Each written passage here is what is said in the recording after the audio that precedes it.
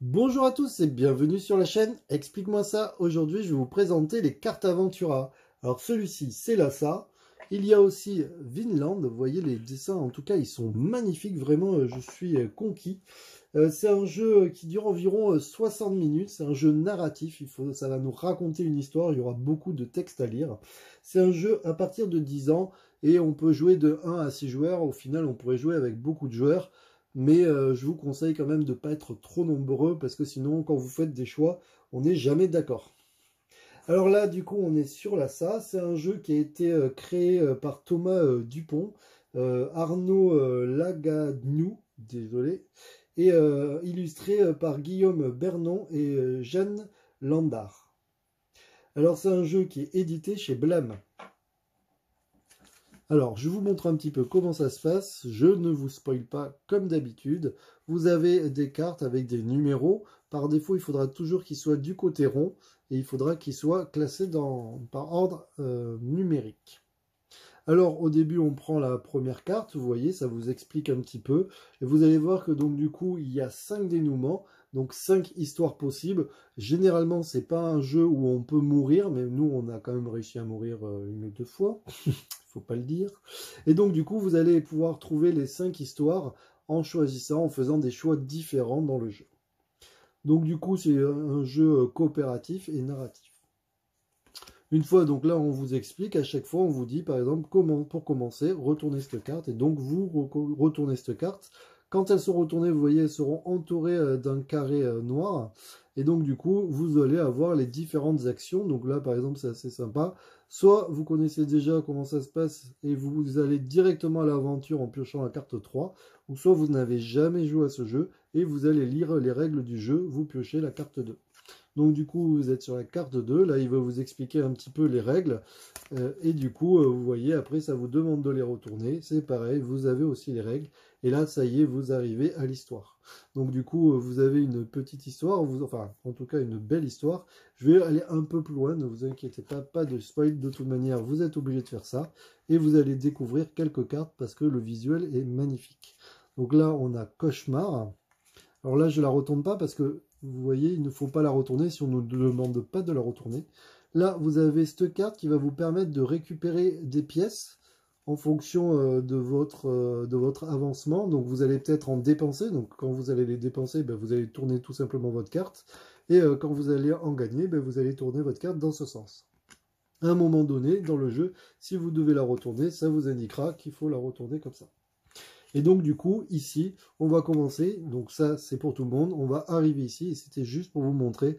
Là, vous voyez, on est à Colombo. Les cartes sont magnifiques, vraiment. Et vous voyez, donc là, ça nous indique quoi? C'est que du coup, on doit prendre la carte 7, la carte 8 et la carte 9. Et vous voyez, donc je vais les prendre. Je vais faire une petite pause pour vous montrer. Et donc là, vous voyez, j'ai pris la 7, la 8, la 9, que j'ai disposé la 7 au-dessus, la 8 à droite et la 9 en bas.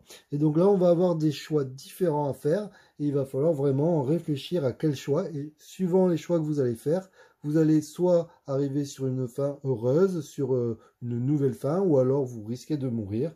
Nous, on a réussi à mourir, je ne vous le cache pas. Donc par exemple, celle-ci, vous voyez, donc en même temps, j'en profite pour vous montrer les cartes.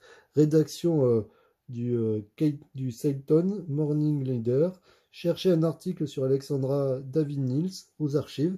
Donc là, on perdra une pièce. Ça voudra dire que on descendra d'une pièce et je retournerai cette carte. Je ne vais pas le faire pour ne pas vous spoiler. Celle-là, regardez, c'est la taverne. Là, on peut parler aux rares et discrets marins qui se trouvent en Sri Lankais. Ou alors, on peut parler aux soldats britanniques revenant d'Inde.